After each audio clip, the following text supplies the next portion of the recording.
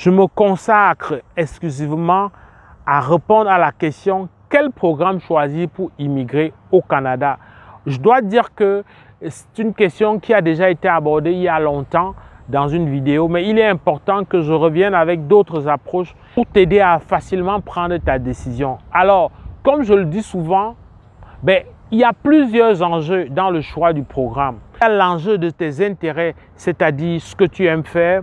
Il y a l'enjeu du besoin, parce qu'on s'entend que tu ne vas pas venir étudier et après être au chômage, ou tu ne vas pas venir étudier après embarquer dans une formation à temps partiel où le temps plein, on l'obtient sur plusieurs années. Tu veux te faire très vite les dollars. Donc, il y a l'enjeu clairement de la demande. Regardez la demande sur le court et moyen terme.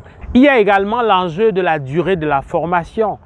Mais dépendamment de la durée de la formation, tu peux avoir accès directement à une résidence permanente ou plutôt tu peux avoir besoin d'une autre passerelle supplémentaire. Donc ça va dépendre de beaucoup de choses, de tes objectifs particuliers, de ton âge, de ton statut familial. Est-ce que le fait d'être marié ou célibataire, avoir des enfants, est-ce que tu es à l'aise avec l'idée de passer par une passerelle et donc de faire à ce moment-là un programme de moins de 18 mois? C'est même déjà quoi ton niveau de scolarité, parce que tout ça intervient aussi dans le choix du programme, parce qu'il va falloir tisser un projet d'études assez conséquent, assez convaincant surtout.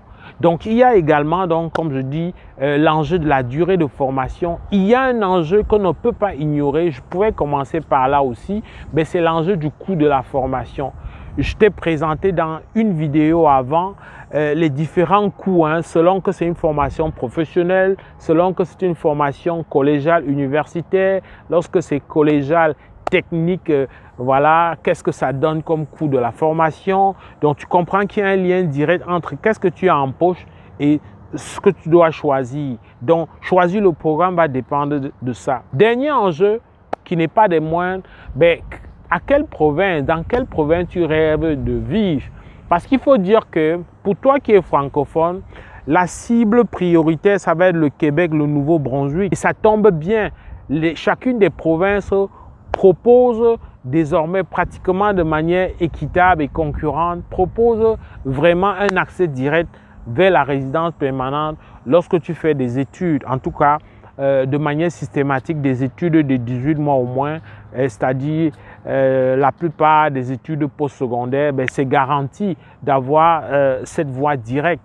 Donc, il faut regarder, tu te sentirais plus à l'aise au Québec ou alors au Nouveau-Brunswick. C'est sûr qu'au Québec, c'est plus francophone, alors qu'au Nouveau-Brunswick, il y a la possibilité de devenir bilingue à terme. Ça va vraiment être ton choix parce que l'anglais côtoie beaucoup le français dans cette province-là. Il y a carrément une façon de parler où on switch les mots en anglais avec les mots en français. Ça, c'est une réalité du Nouveau-Brunswick. Alors qu'au Québec, ça va être vraiment francophone d'office. Alors donc, selon ton choix de province, selon ton choix, selon l'idée que au Québec, il y a, c'est sûr, plus d'opportunités sur le plan du marché du travail qu'au Nouveau-Brunswick. Il ne faut pas perdre ça de vue que le Nouveau-Brunswick, oui, ça offre la résidence permanente, mais il y a pas autant d'opportunités au Nouveau-Brunswick qu'au Québec. Ça, il faut garder ça à l'esprit, surtout pour toi francophone. Ça, c'est des paramètres qu'il faut prendre en compte.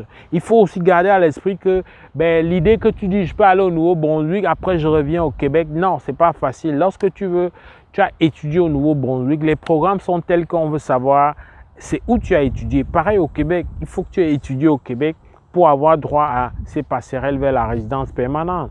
Et il y a, que ce soit au Nouveau-Brunswick, au Québec ou dans les autres provinces, le contexte de compétition fait que chaque fois pour te donner l'accès à la résidence permanente, on te fait signer une déclaration d'intention de résider. Ça, cette déclaration-là, on ne parle pas suffisamment de ça, mais ça te lie. Ça te lie. Oui, tu vas quitter le Nouveau-Brunswick, venir au Québec ou quitter le Québec, aller là-bas. Il y a un problème, c'est que après, quand tu vas peut-être souhaiter à être citoyen ou face à une situation que tu ne souhaites pas, il y a un contrôle, il y a une vérification. On va remarquer que tu avais fait une déclaration d'intention de résider et que tu avais accepté, ratifié que tu t'engageais à rectifier les conditions de ton séjour, l'engagement que tu auras pris. Mais si tu ne l'as pas fait et que tu n'as pas de justificatifs assez solides, ben ça se peut qu'on annule complètement ce statut-là. Ça, c'est ce que la loi prévoit. Alors, on n'entend pas beaucoup ça, mais c'est vraiment ce que la loi prévoit. C'est sûr que tu peux changer de province après 1 an, après 2 ans. En tout cas, plus tu dures dans cette province-là, mieux tu pourras faire la démonstration de pouvoir quitter. Alors, au Nouveau-Brunswick, c'est plus facile de faire la démonstration pour venir au Québec parce que très vite, tu peux estimer selon ton domaine qu'il y a moins d'ouverture ou alors que tu es moins à l'aise. Pour X ou Y raison. En tout cas, il doit y avoir des raisons pertinentes et la principale raison doit être au niveau de l'emploi, au niveau de l'intégration socio-professionnelle.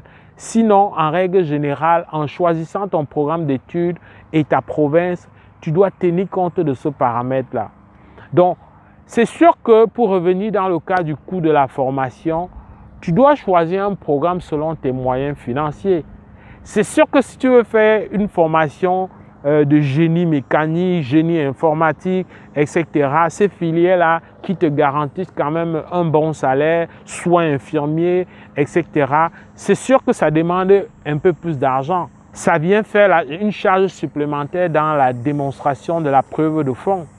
Donc, pour faire preuve de réalisme, tu peux déjà en partant avoir plusieurs intérêts. Si c'est le cas, c'est l'idéal. Comme ça, tu peux faire un choix de programme qui t'exige finalement pas grand-chose sur une année. En tout cas, un programme qui fait qu'au point de vue financier, tu n'auras pas beaucoup de secousses, tu ne seras pas trop sous pression, trop stressé pour pouvoir autofinancer tes études.